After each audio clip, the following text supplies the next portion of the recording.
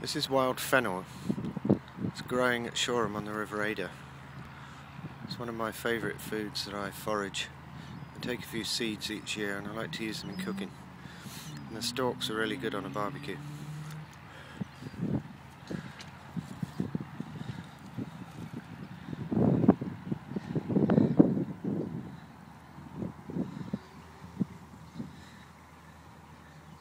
Out there the salt water rushes in with the tide twice a day and goes up into the countryside up there.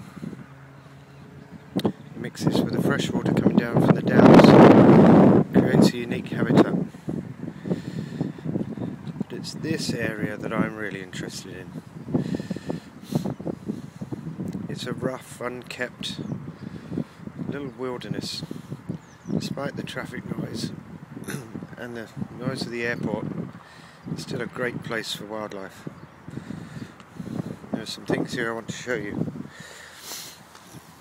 This is sea beet, it's wild spinach. It's absolutely delicious and there's lots of it, so you can help yourself if you're responsible.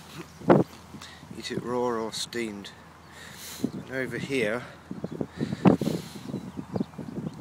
we've got what people usually call crab apples. They're actually a domestic variety gone wild, and they make lovely eating. Even when they're rotten like this, they're good to make apple cheese. Up above, there are sloes growing, gorgeous to look at, and lovely if you want to make gin.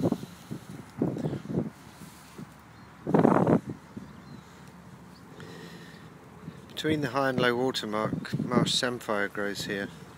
If you care to get your feet muddy, you can pick a handful now and again and just eat it raw. There's something else here I want to show you that's very important to me. And I think it's very relevant to the work that Rachel's doing and to what's happening perhaps to the railway land. Now this footpath used to be a railway line that went, like the river, from the sea in Shoreham up into the countryside. It brought chalk from the quarry at Beeding down to the main line. And it was one of my favourite places. It used to be, 20 years ago when I lived here, the original railway line on a gravel bed, and that gravel was very similar to the poor soil conditions on the downs and the poor soil conditions on the beach above the high tide line. Now, they're both very important habitats, and this served as a corridor between the two. Plants, insects and animals that lived up there and down at the beach migrate towards each other, going up and down just like the river. Now at that time the railway line was used as a dump. It was covered in bags of domestic rubbish, old car engines, oil, puddles everywhere, car batteries, etc. And in order to preserve it, I formed the Ada District Conservation Society. But shortly after that I moved away. Work took me north for 15 years or more. When I came back, to my horror, the railway line had been turned into a footpath. Now this footpath is very useful to a lot of people, particularly wheelchair users. It must be wonderful for them to come out here. But ordinary town folk use it too, as you can see ahead of you. There are people from the town there picking blackberries. And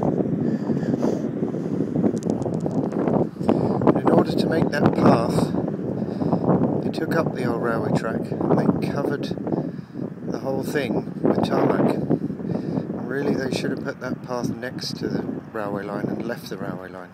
And it worries me that the same type of thing might happen in Railwayland and other nature reserves. These wild places are terribly important, not just for wildlife but for people.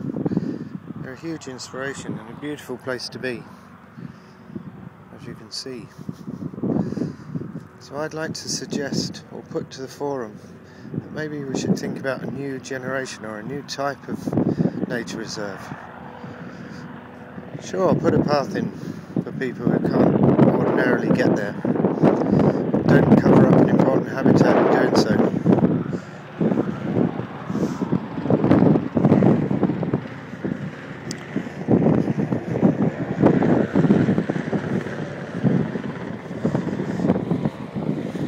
I'd like to put that to the forum.